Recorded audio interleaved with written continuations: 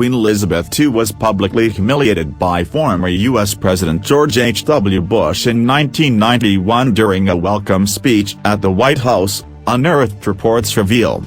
Queen Elizabeth II is not only the longest-reigning monarch in the world, but she is also one of the most well-traveled.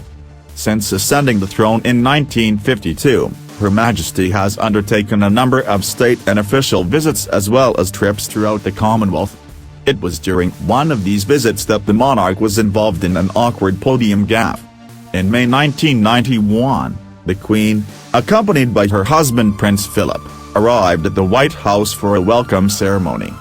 The 41st President of the U.S., the late George H.W. Bush, took to the podium first for a speech, introducing Her Majesty.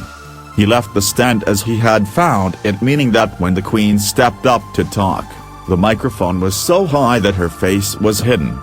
Nothing but the Queen's purple and white hat could be seen above the microphones when the 5'4" monarch delivered her speech at the White House arrival ceremony. The incident made headlines around the world and created a comical effect. The Washington Post headlined it, "Britain's Hat of State." Despite the embarrassment, Her Majesty did not seem to mind, and just a few days later, she made light of it. As she began an address to a joint meeting of Congress, the Queen said, "I do hope you can see me today from where you are." The comment drew laughter and applause from the lawmakers. President Bush expressed regret about the incident, saying it was not fair to her.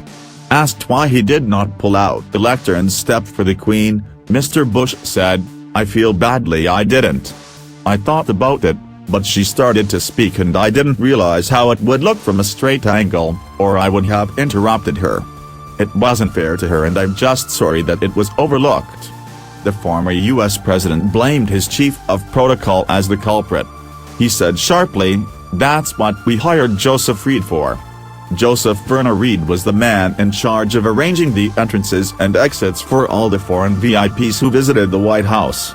Mr. Bush is not the only U.S. president who made a faux pas in the presence of Her Majesty, though.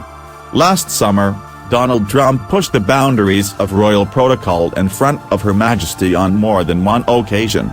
In particular, according to a royal historian, there is one thing that Mr. Trump did in front of the monarch that was equivalent to a mortal insult.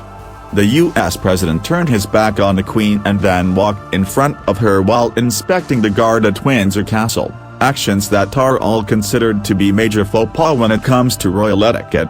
Historian Ian Beck wrote on Twitter, "Trump has also turned his back on the Queen.